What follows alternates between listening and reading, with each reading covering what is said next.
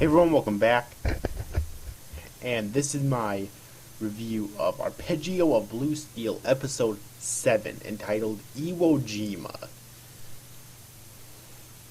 Okay, now, to start out this episode review, I just want to start by saying that I wasn't as impressed with this episode as I have been with past episodes, simply because, for the most part, it was a pretty, downstraught episode, meaning it didn't get as much done as most episodes did. It was still entertaining, it was still good, and towards the halfway point, I think is when it really started to address the more important things. So it still got shit done, alright, but still not as much as the previous episodes. But that's not a huge deal for me, though, and I'll talk more about the episode later on at a few minutes here, right after the summary. So yeah. Anyways,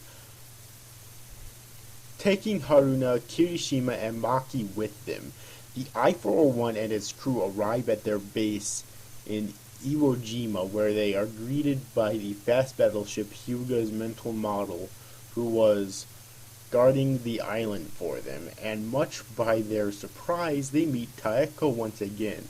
As Hyuga makes repairs on I-401, Gunzo and his crew prepare to abandon the base, as there are not much supplies left, and they know that delivering the vibration torpedo to the United States may ensure their objective, which is to put mankind and the fog on equal terms, which may lead to the end of the blockade.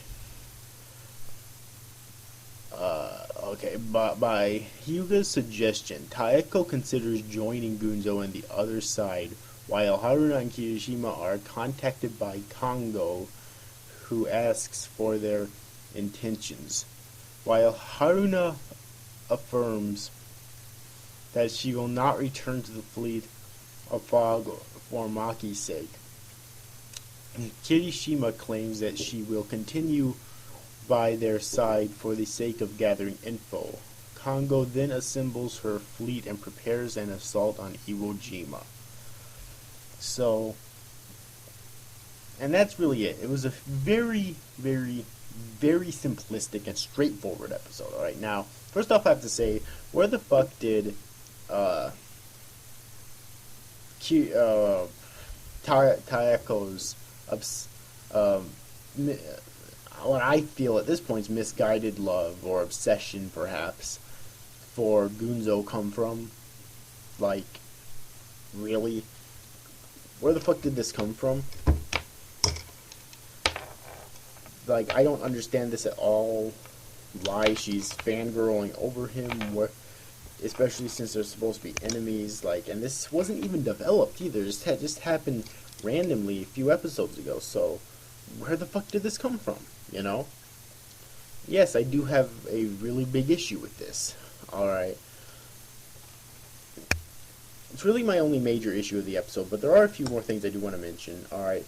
First off, I do have something here that I want them to address in the future, and I have a feeling they're probably going to. The thing is, when I was watching the episode, I was thinking that I want them to address this, and then they started immediately afterwards giving hints that they may actually address this, which is, what exactly are the mental models? We know that they're mental models for battleships.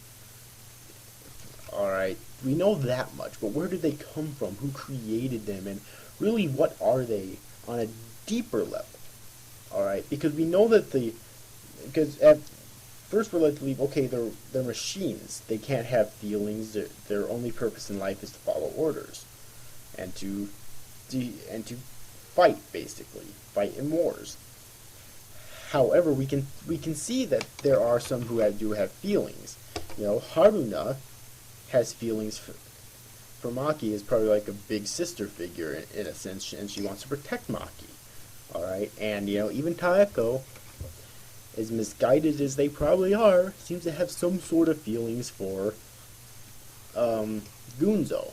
Alright, and each one of these that are with Gunzo's fleet now want to know who they are, what they are and where they came from. Taeko, Haruna, Iona, Kirishima, and Hyuga. All of them do. Alright.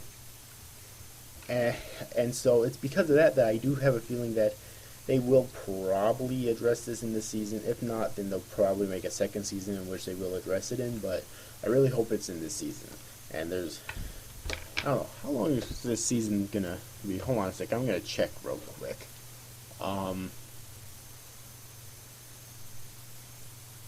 12 episodes, okay, so there's going to be 4 episodes left, and I'm going to say this right now.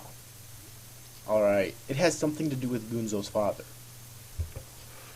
I mean, well, it at least has something to do with Gunzo's father in terms of the origin of Iona, because Iona was given to Gunzo by his father.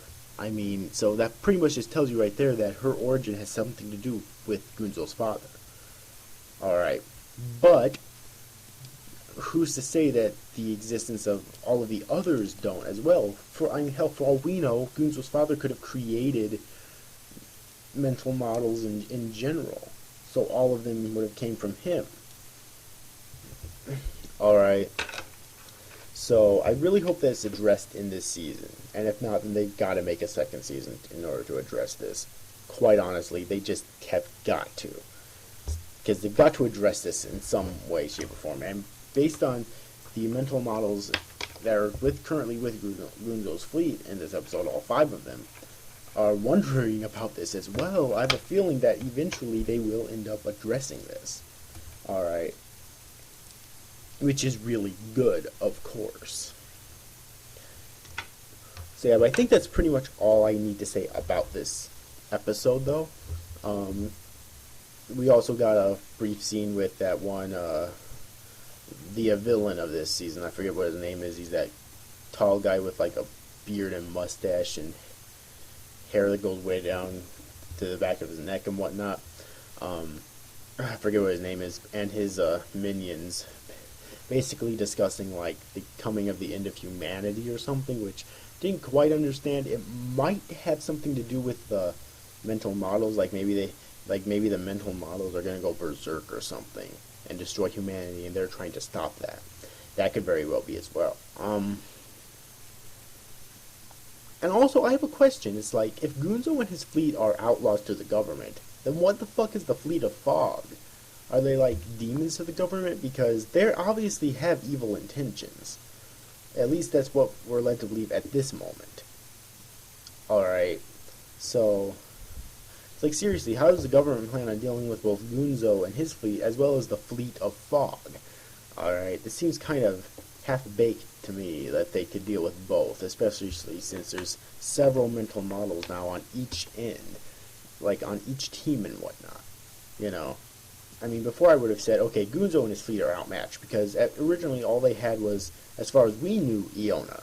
Obviously, Hyuga was with them as well, but as far as we knew, all they had was Iona. Now what? Taeko is with them. She betrayed the fleet of Fog. Haruno and Kirishima both betrayed the fleet of Fog as well, so now they're with Gunzo's fleet. So now they have 5 mental models, you know. Yeah, but anyways, pretty much all I have to say about this, pretty much all I have to say about this episode. And yeah, it was really good, and yeah. Anyways, overall, hope you enjoyed this review, guys. Thanks for watching. Bye-bye.